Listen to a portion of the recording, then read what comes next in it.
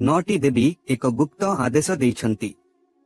आजी रातिटारू एही 7टी लुह झड़ाउथिबा भविष्यवाणी आपणଙ୍କ जीवनरे सत्य हेब। मोर भविष्यवाणी पथररे खोदित एवं जदि सेगुड़िक भूल हुए तेबे मु आपणଙ୍କୁ जेकोनसी पुरस्कार देबी। आजी एही भिडियो रे मु आपणଙ୍କ प्रत्येकଙ୍କୁ प्रकाश करिबी। केवल गोटिए पदक्षेप नियंतु एवं शांत मनरे एही भिडियो देखंतु, कारण 9टी देवी आपणଙ୍କ जीवनर संपूर्ण रामायण वर्तमान संपूर्ण महाभारत लिखिछंती एवं आजी रातिरू आपणଙ୍କ जीवन आउ केबे पूर्व भरी हेबो नाही। मोर कथाकू हालुका भाबरे नियंतु नाही, कारण आगामी दिन मध्यरे आपणଙ୍କୁ बहुत सतर्क एवं सतर्क रहिबाकू पड़िबो, कारण राहु मंगल सहित आपणଙ୍କୁ रक्त लुह कंदाइबो।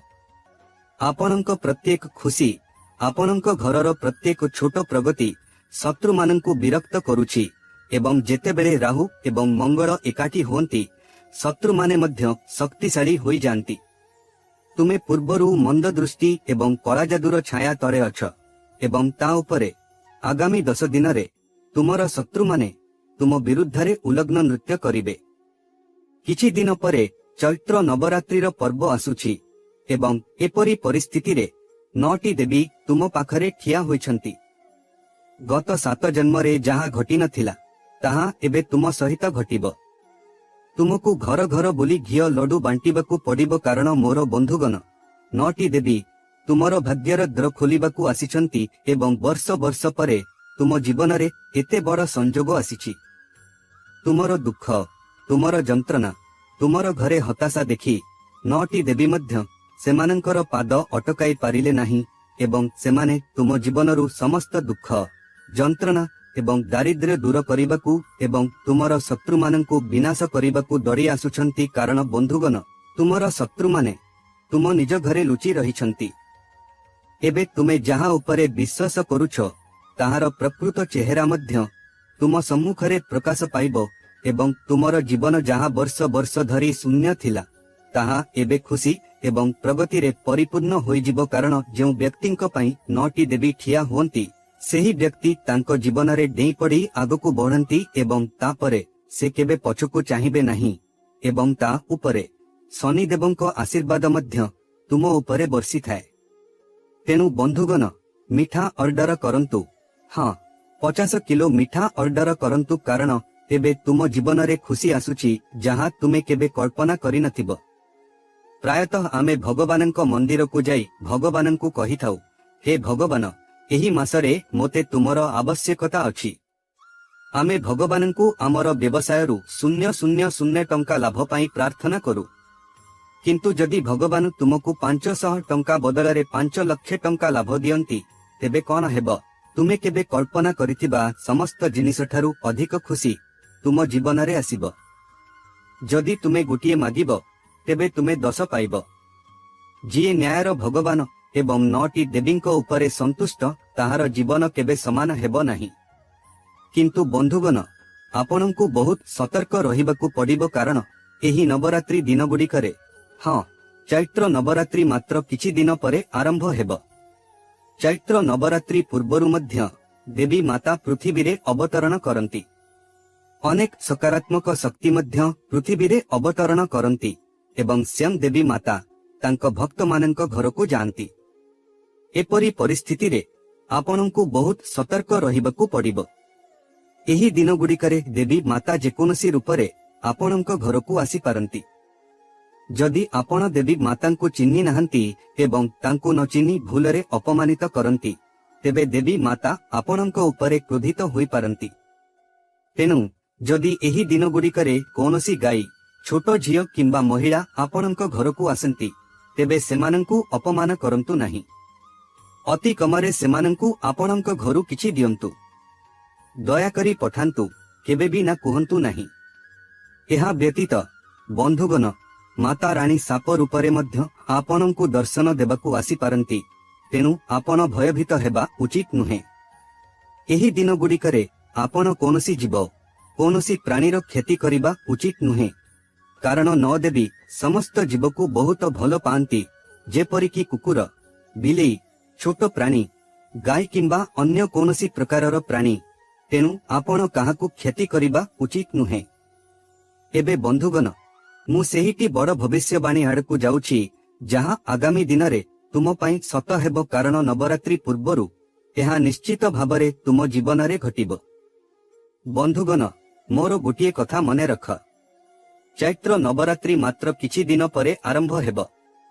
चैत्र नवरात्रि तुम जीवनर एपरी एक नवरात्रि जेउथिरे जदि तुमे माता रानी को प्रश्न कर एवं किछि विशेष उपाय ग्रहण कर जहाँ मु तुमको कहिबी, तेबे बंधुगण एही नवरात्रि तुम जीवनर सबुठारु चमत्कार नवरात्रि होई पारे। जने भिकारी मध्य राजा होई पारिबो। एही नवरात्रि रे माता रानी व्यक्तिगत भावरे तुम घर को आसीबे, तुमर समस्या समाधान करिबे, तुमर सम्मान रक्षा करिबे। तेणु एपरी परिस्थिति रे तुमको आगामी किछि दिन पाई निरंतर मो सहित रहिबाकू पड़िबो। मु सेही 10टी बड़ भविष्यवाणी आड़कू अग्रसर हेउछि जेउथिरे आपनकू राहु एवं मंगल ग्रहर प्रभावरु रक्षा पाइबाकू पड़िबो। एहा सहित माता रानीको आगमन समय रे आपनकू कोन करिबाकू पड़िबो, केउ खुशी आसीबो, मु समस्त सूचना देबी। सतर्क रहिबा बहुत जरूरी। ध्यान देई सुन, मु जहाँ कहूछि ताहा देख। बंधुगण, निश्चित भावरे किछि ना किछि अछि, कारण गत अनेक वर्ष धरी आपण आपनक जीवन रे बहुत दुखर सम्मुखीन हेउछंती। बहुत समस्या मध्य किछि आपनकर भूल निष्पत्ति थिला, किछि आपनकर मूर्खता थिला, किछि आपनकर खराब कार्य थिला। एथिपाई आपण एही फलाफल पाउछंती एवं ता सहित आपनक निज लोकंक मध्यरे किछि लोक अछंती जेउ माने बहुत भूल काम करूछंती, जहार परिणाम आपनकू मध्य भोगिबाकू पडुछि। कारण जदि घरर समस्ते भल किंतु जदि जने व्यक्ति खराब किंबा किछि भूल करूछंती, तेबे सेही व्यक्तिंक कार्यर परिणाम सेही घरर अन्य लोकंक उपरे मध्य पड़िथाए। किंतु जदि घरर जने व्यक्ति मध्य भल, जिए पूजा करे, पाठ करे, धार्मिक कार्य करे, ध्यान करे, दान करे, तेबे तांकर भल काम समग्र परिवार अनुभव करे। तेणु एहा एपरी बंधुगण। किंतु गत किछि वर्ष धरी आपण अनेक बड़ असुविधा एवं समस्यार सम्मुखीन होइछंती। अनेक थर आपण अनुभव करिछंती जे यथेष्ट होइगला, एबे सबु सरीगला। अनेक थर मृत्यु आपणक सम्मुखरे थिला।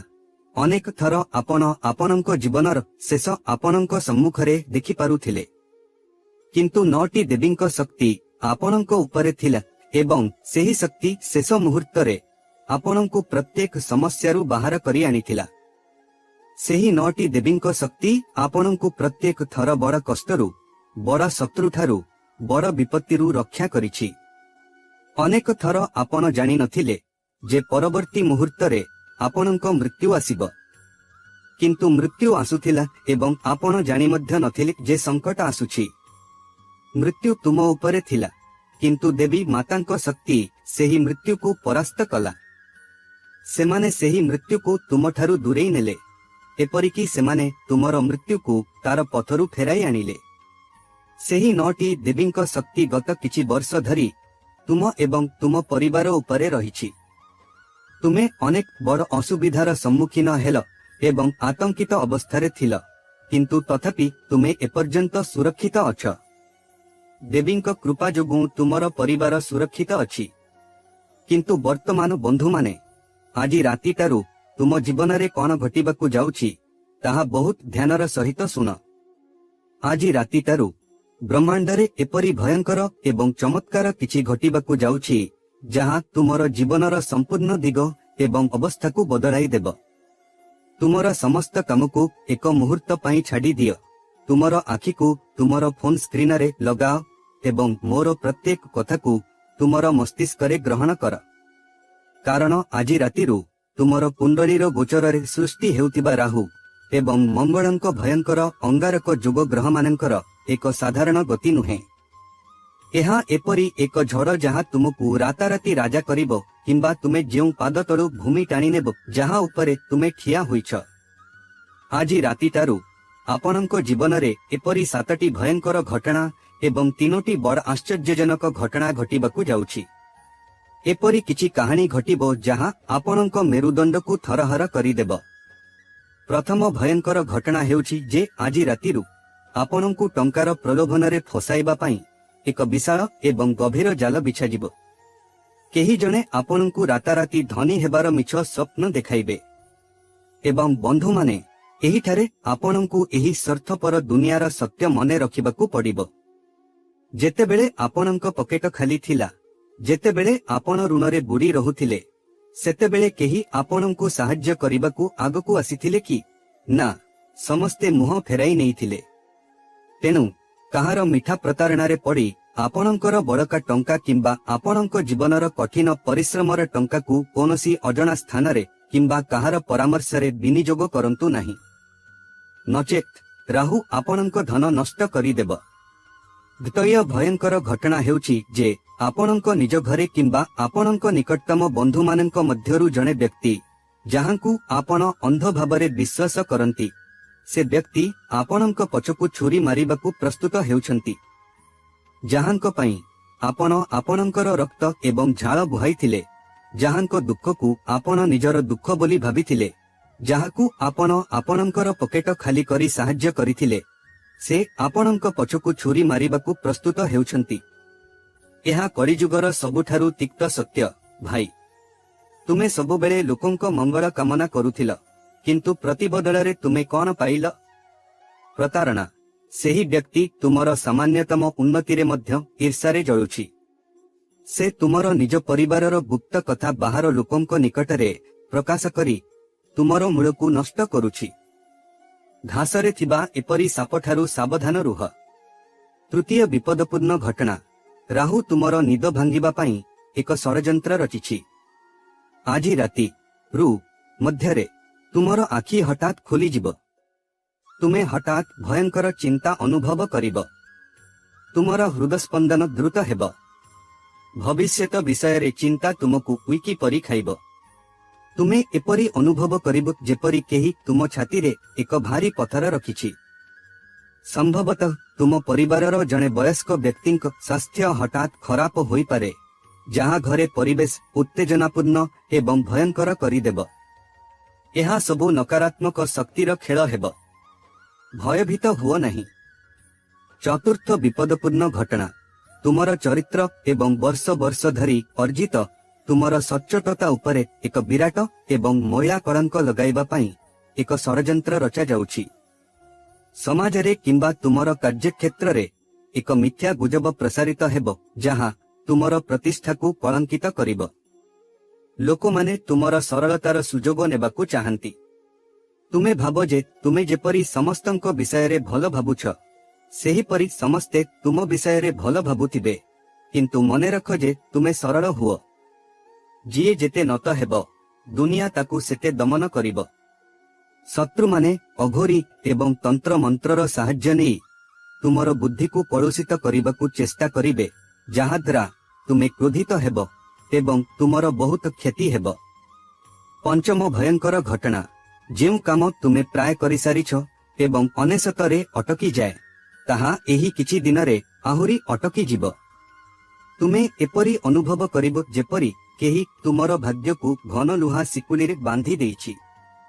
तुमे दिन राति चपटी रे सौंध परी कठिन परिश्रम करिब, किंतु केही तुम सम्मुखरे रखा जाइथिबा सफलतार खंडकू मध्य छड़ाई नेबाकू चेष्टा करिब। तुमर कामरे अनावश्यक बाधा आसिब।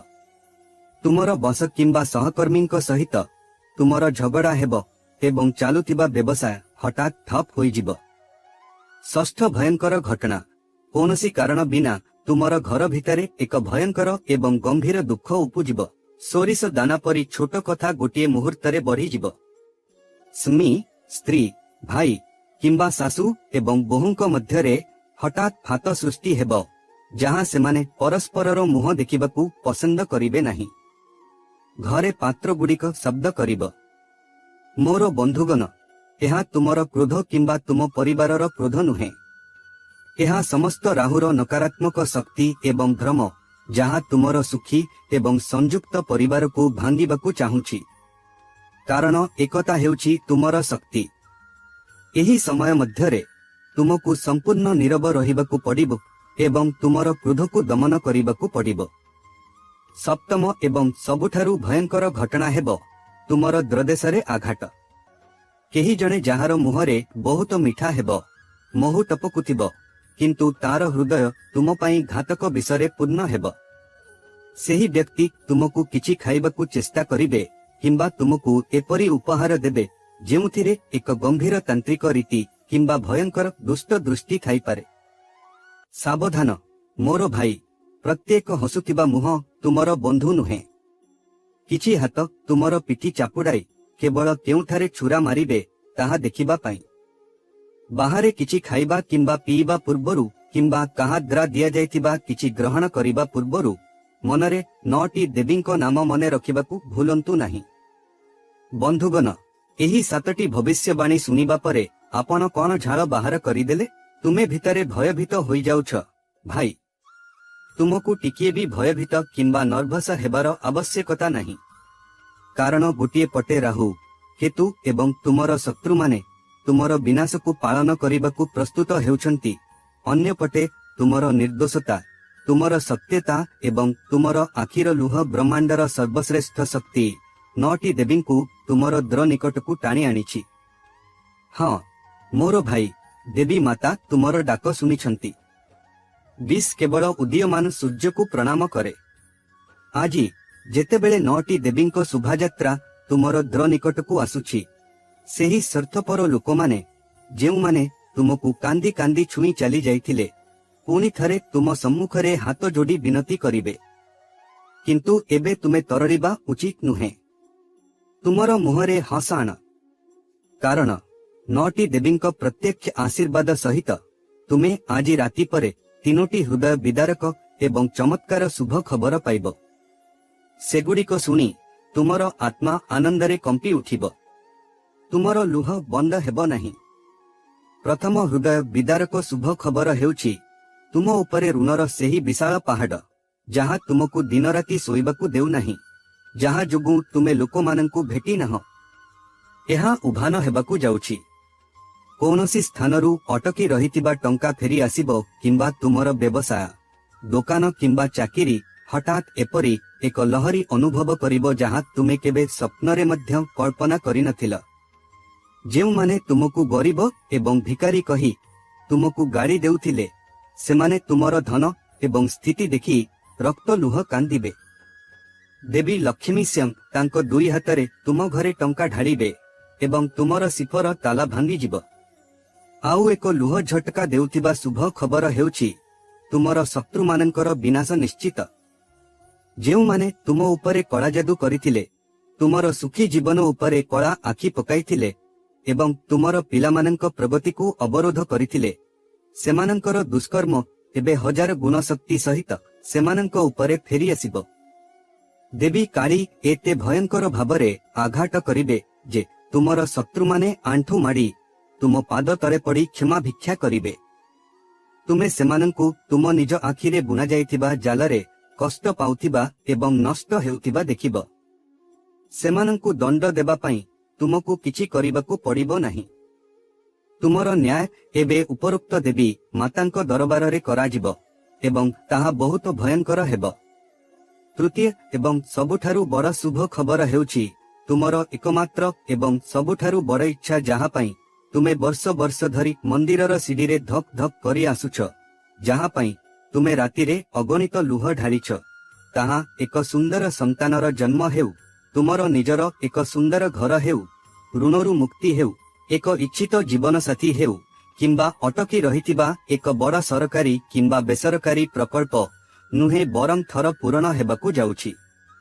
जेतेबेले एही शुभ खबर हठात तुम कानरे पहुंचिबो, तुमे भूमि रे बसी कांदिबो, कहिबो, हे देवी माता, तुमे मोर योग्यता ठारू बहु गुण अधिक मो ब्याग पूरण करिछ।